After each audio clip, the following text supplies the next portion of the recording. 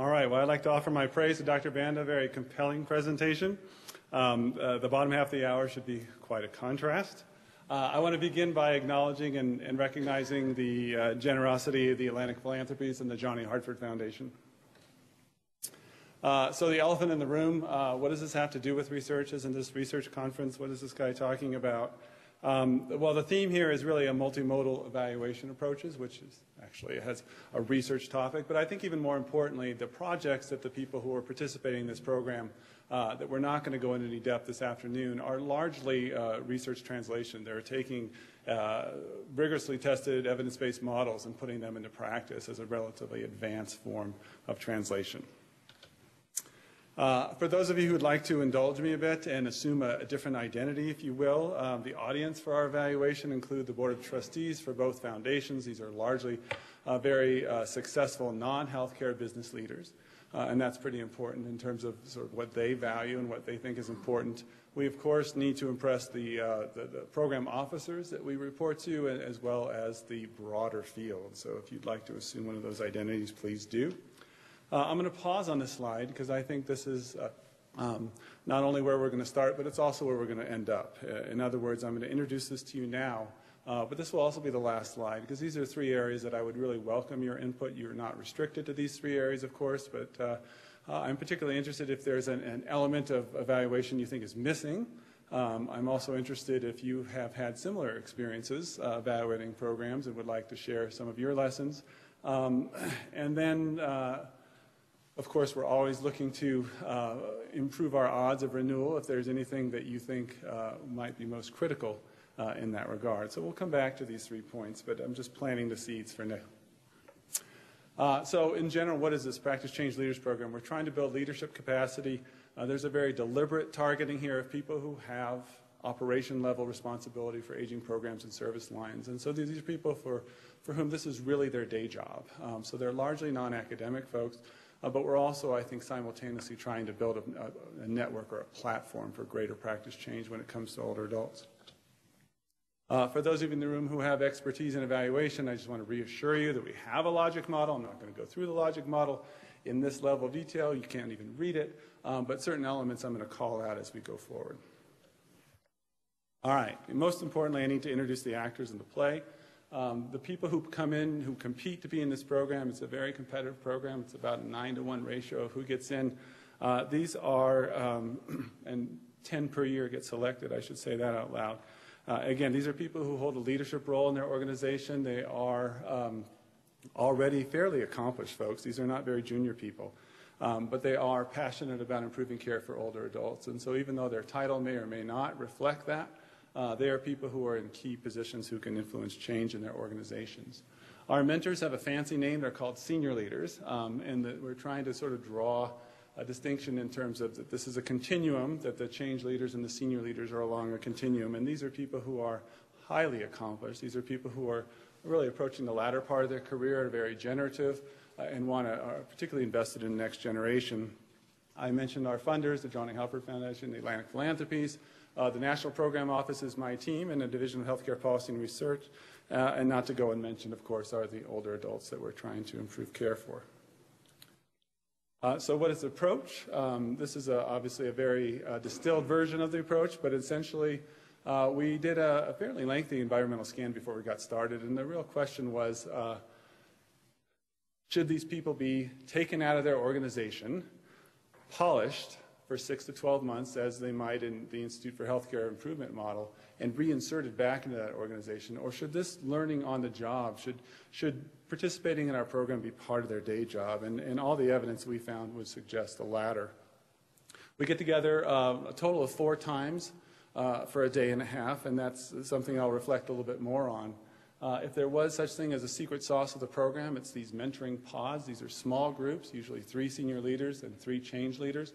They're interdisciplinary. They recognize the fact that none of us have a single mentor, that we all sort of have benefited from different mentors with different mentoring skills. So we quickly moved away from the sort of a one-to-one mentor-mentee model. And so the mentoring pods is where people can talk about not only what they're trying to do to affect change, but also if they're having conflict with their supervisor or something like that. Even though the project is the vehicle for learning leadership, you don't learn leadership in a vacuum. You need something to put your hands on and grow with. But ultimately, what we're trying to do is produce people, not necessarily projects. If they're project tanks, that happens. We have a number of areas that we went through a very deliberate process to come up with. What are those areas that people didn't get in their traditional training paths, and yet they are faced with every day? So making a compelling business case, we bring in real-world CFOs and create a Shark Tank experience for them where they have to go and ask for money in a very demanding and stressful environment. We may have a similar experience with health policy leaders in Washington, D.C. We spend a lot of time trying to help them become better at forging relationships across care settings. I'll say more about that. Leading cultural change, negotiating conflict. I'll talk a little bit about how we evaluate this in just a moment. But let's start at the shallow end of the pool. These are the internal evaluation points, if you will. And we're going to go a little bit of a quick clip so we can get to that last slide and hear some of your thoughts and reflections. So, right out of the gates, the first hurdle in the gauntlet we faced was the foundation hired an external consultant to evaluate our application as to whether or not we were worthy to run this program, and it was humbling. The feedback was largely negative. University environment lacks credibility in the practice community. We have cumbersome rules on our grants and contracts. We're not nimble. We're not trusted. The idea was maybe this should be in a trade organization like AHIP or a professional organization like the Geriatric Society, but we've since prevailed and we've been validated, so we can tick that box. Next question, are we picking the right people out there? I mentioned we have about a 9-to-1 ratio in terms of who applies and who gets in. We're doing fairly well. We have a good mix of urban and rural. We have all 4 time zones covered. Discipline-wise, we keep expanding. This is our first year with a pharmacist. We've had an attorney. The organizations include traditional places like hospitals and clinics, but also community-based organizations as well. In terms of gender and diversity, we're doing quite well in gender, although this largely reflects the field of aging and gerontology, which is primarily composed of women. Every year we've gotten better with respect to diversity. We're up to 22%. We don't ask this on the application. We're actually coming up with some creative ways to try to improve that number every year. All right, continuing along the same line of thought, how do we evaluate their progress? Well, naturally, at the halfway point, they submit a progress report as well as a financial report. They don't get their next check until they do that, and same thing happens at the end. The report triggers payment. And so this is our internal way of the program office of monitoring their progress along their projects and things. I mentioned we hold these meetings. The meetings are pretty expensive, so we need to make sure that we are doing a good job and that people are voting with their feet and showing up. It's extremely rare for someone, especially the senior leaders, despite their obligations, to miss a meeting. We have done something fairly clever where we make sure that people evaluate their meetings and give us good feedback, and we do this by tying it to their travel reimbursement, so you don't get reimbursed on travel until you evaluate the meeting. So we have 100% return. We do have an anonymous box for those who want to say something to us that they don't want to put on their traditional evaluation, but every meeting kicks off with and this is how we've made changes type presentation. All right, I mentioned we'll talk a little bit about the skill building sessions, the Shark Tank, the building cultural change and things. We learned a pretty tough lesson right out of the gates, and that was people don't always know what they don't know. So we had this great idea that in the very first cohort, day one, we would list skills like making a business case, like leading cultural change, conflict negotiation, and had them rate their skills on day one, and then when the program was over, we had them rate again. What we quickly found out is that we apparently broke everyone because everyone's scores went down. The reason they went down is because when we asked them at the beginning of the rate, they actually had no experience with this. They just thought they were pretty good. And it wasn't until they went through the program that they figured out, not as strong as I thought. So now we play a time travel game. At the end of the program, they get the same questions twice. The first say, reflect on where you were a year ago, fill out these questions. Second one says, now let's go by today. And so we've been able to show fairly consistent improvement. This is the 1.5 points on average for each of those skills on a 5-point rating scale. All right, so that's internal. We're going to shift to external. Every year we've brought in an objective external evaluator. You can see the handsome sum that we pay them, a big $15,000, which doesn't go very far in the current market, but we've been pretty good at finding high-quality organizations that will work with us. And so here are some of the questions that they have helped us answer. It's one thing for us to think these guys are terrific. It's another to actually ask their supervisors back in their home organizations what they think. So we did a telephone survey and asked them what kinds of actions, behaviors, skills they're noticing. A lot of supervisors commented on strategic thinking and planning, speaking with greater authority and confidence, something we do deliberately work on with them, and then improved ability to gain support from key stakeholders within their organization and outside. Continuing along in a similar theme, in 2010, we asked, I think, a very sensitive question, which is, are people only getting better because we're propping them up during their stay in our program? And that maybe once they graduate from the program and no longer have all the support and all the people around them, that maybe they were going to regress at some point. So again, we reached out, in this case, to some of our alumni. What we found is that well beyond the program, not only were their projects continuing, they were expanding, they became part of everyday practice. Half of the alumni agreed that their projects were saving the organization money or building capacity. And the alumni also talked about how they garnered greater leadership buy-in at their home organization. So this was reassuring that we weren't necessarily maybe creating dependency. In 2011, we had an interesting opportunity to take on one of the biggest criticisms that we've had to date. Is this is a relatively small program, 10 people going through this a year. Can't you make this larger? So along comes the Affordable Care Act, along comes Don Berwick becoming the CMS administrator, and Don Berwick thought there really needed to be a leadership program built into the ACA, but more specifically one that interfaced with the Medicare and the Medicaid program directly. These would become almost ambassadors of these two large programs. And so Don sent a team out to do an environmental scan. They went around the country looking at leadership programs. They stopped on our doorstep and said, we really like yours best. Can we emulate this? And we said, sure, because we want to find out about scaling. So why don't we figure out a way to partner on this? And so although initially they said this was built on our Practice Change Leaders model, there was a lot of promise, but not a lot delivered. So the first, the plan was cycle 1 would have 100, cycle 2 would have 1,000, cycle 3 would be even bigger and bigger. So large aspirations. They didn't get past cycle 1, in part because they subcontracted us out to an organization that does training for the federal government, and it quickly became a webinar with mandatory attendance and journal articles to go read. And so the secret sauce I talked about, the mentoring pods, the external Shark Tank people brought in, they didn't necessarily copy those components, and there's been no measurable impact, and the program has since gone away.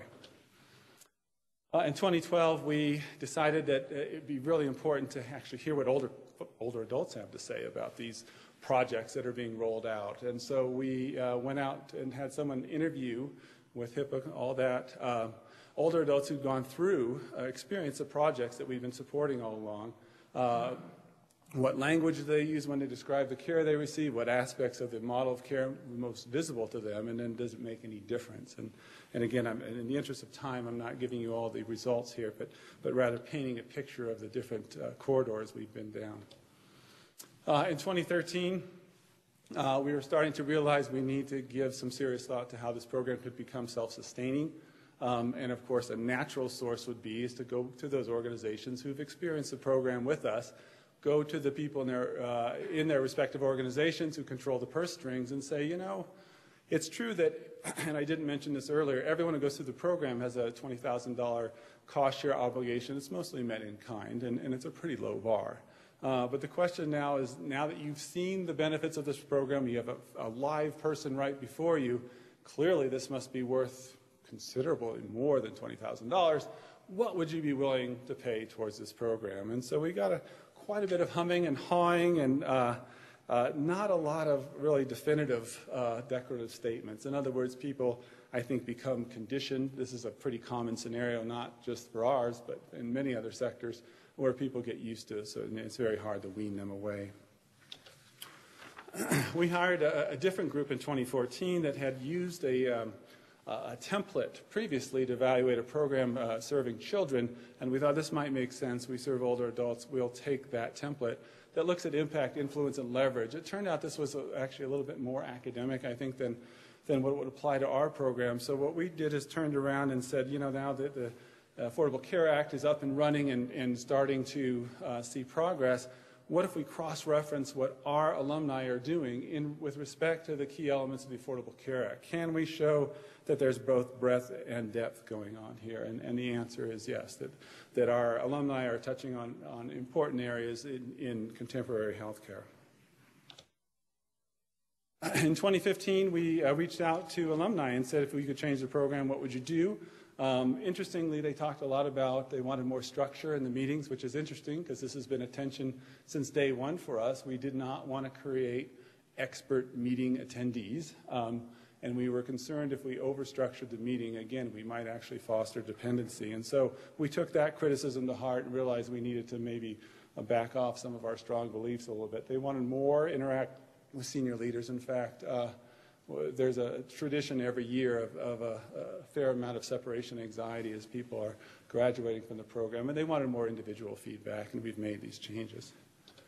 Lastly, just last autumn, we asked the question about, are these folks building relationships outside their organization? Are they reaching out, forging new external partnerships? If so, what type of stakeholders? What's the nature of the relationship? What's driving the collaboration? Is it financial? Is it population health? Where is this coming from? And our new resources coming in as a result of that. And this has been a very rewarding journey for us. All right, so that kind of ends the internal, the external. I realize we went at a pretty fast clip there. Now I'm going to kind of share with you the behind-the-scenes conversation. So just to put it out there, the biggest critique we have of this program, the biggest knock, is it's expensive. It's a boutique program, and I'm going to come back to the word boutique. To date, $15 million investment by the foundations. That's fully loaded. That's not just sort of covering the stipends and the projects. That's the meeting. That's our program office. That's these evaluations. That's sort of the whole wrap-up. And I'm not going to go into detail, but in the earlier stages, this was a 2-year program, so some of this is a front load. With the cost share, the home organizations are contributing another $2 million, so $17 million, and I shared with you the challenge to replicate and scale, and so I keep perseverating on this term boutique. I realize it's not necessarily a positive term. I'm not sure it's pejorative either, but it occurred to me to say, well, if we're not boutique, what would be the opposite of boutique? And I figured that would have to be Walmart, because this is the store that has everything that's everything to everyone. So we don't want to be Walmart. I mentioned the challenges that the Don Berwick program faced by trying to mass produce leadership and having to default to a webinar format and really missing some of the secret element or the key elements in the secret sauce. And so we are trying to figure out what the balance is between these two extremes. And part of this has been working very closely with our funders to maybe reframe this conversation. What is the common currency? Clearly, we've been every year trying to evaluate a new angle. But ultimately, what does this come down to? And we collectively agreed that there's probably 3 areas. And again, putting back your identity of being a successful non-healthcare business person, what do you care about? And so we finally said, we're going to rewrite the ship. And every year, we're going to focus on quantifying the number of older adults whose lives have been touched, positively touched by the program, by its alumni, the number of professionals whose skill sets and approach to caring for older adults has been influenced, and finally, the dollars leveraged from home institutions, from health plans, from partners, from CMMI, et cetera. And so remember, it's a $15 million investment plus $2 million in cost share. When we did this survey in 2016, 70 people had gone through the program at that time. 64 responded. In terms of lives touched, 3.4 million older adults by 64 people. And this includes sort of a range of opportunities. This is self-report. I think I should point that out. In terms of number of health professionals touched, 47,000. These are, examples are one of our graduates is part of the Visiting Nurse Services of New York home health care program, who rolls out a new program, who trains every nurse in that organization to deliver care differently. And when we add up their CMMI funding, when we add up their success in getting to be one of the pioneer ACOs, when we add up the dollars that they've actually been able to successfully, because they learned with us how to go ask CFOs for money, how they've been able to reallocate dollars, that comes out to be $79 million. So yes, this is an expensive program. Yes, it's small. Yes, it's boutique, all those things. But it's also quite mighty as well. And if you take away the secret sauce, you don't get these kind of numbers. And so that sort of leaves us in a very interesting position to negotiate. So I promised we'd come back to this slide now that you've had this whirlwind tour. If you would like to elaborate on any of these three questions, you, of course, can ask anything you want. But are there any angles you thought were missing? Have you had any experiences from another program that might shine light on ours? And what elements of an evaluation do you think are critical towards renewal? So, Mark? Thanks, Eric.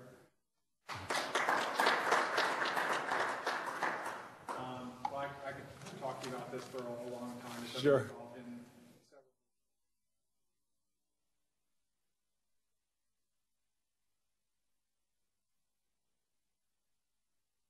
Sure.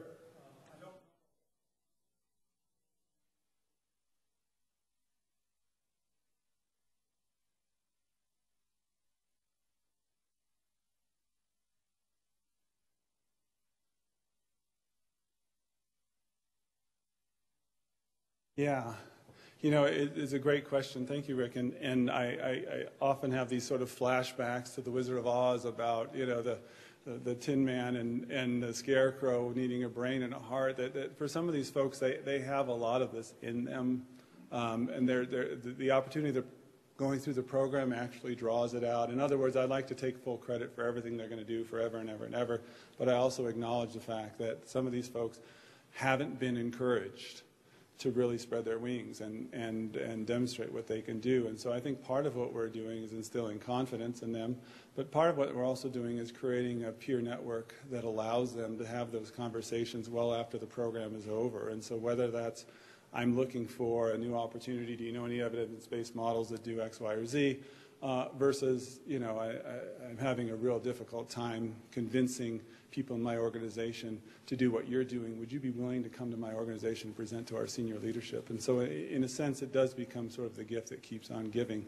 But as you can see, as we go through all these different evaluations, we're still sort of trying to figure out what is the true magic bullet here. And I think part of it is confidence, and I think part of it is the fact that and this is true of our senior leaders, too. These are folks who are clearly very accomplished in their career. They all said the same thing, that there are isolated armies of one in their organization. And this is sort of historically true of geriatrics.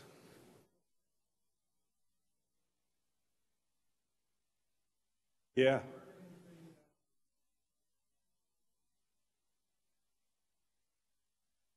Yeah, excellent question. So when we ask patients, who had gone through these new projects, whether they noticed that they were going through anything different, models of care that involved creating more opportunities for face-to-face interaction, all of them across the board, the patients lit up. In other words, there's no shortage, from their standpoint, of having more interaction with us.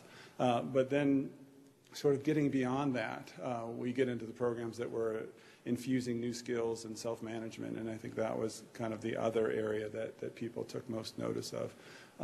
Some of the stuff that's largely going on behind the scenes, not surprisingly, they don't pick up on that.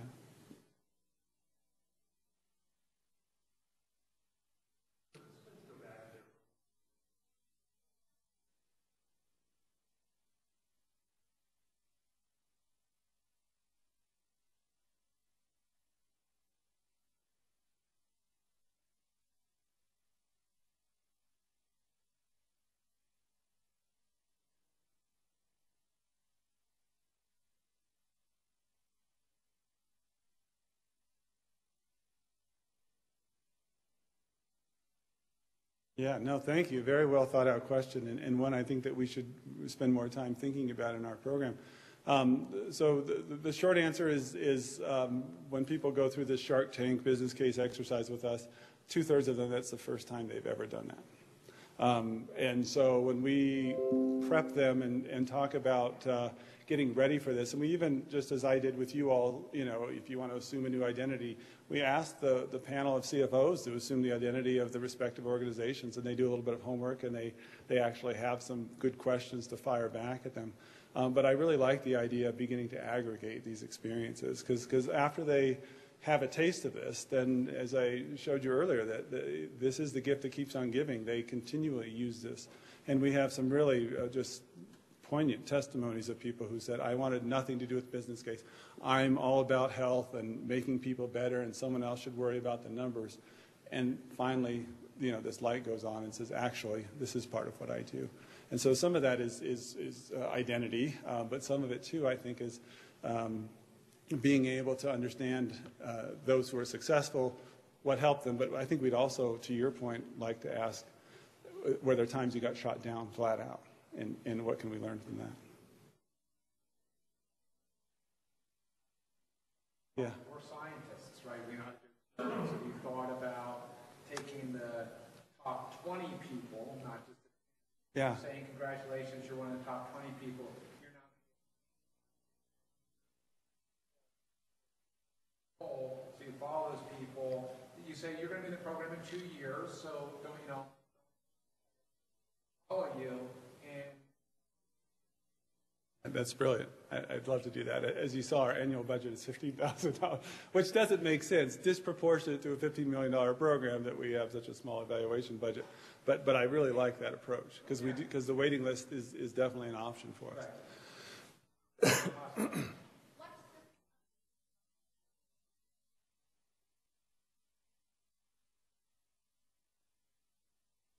Yeah, that's a really interesting question. So we have not tapped into that question yet. I think it's at least worth considering whether a federal funder might get involved. I will say we're somewhat spoiled in that the kinds of places that we hold our meetings are very desirable. We have people fly out to Scottsdale, Arizona in February, which is also part of why our meeting attendance is over 95%.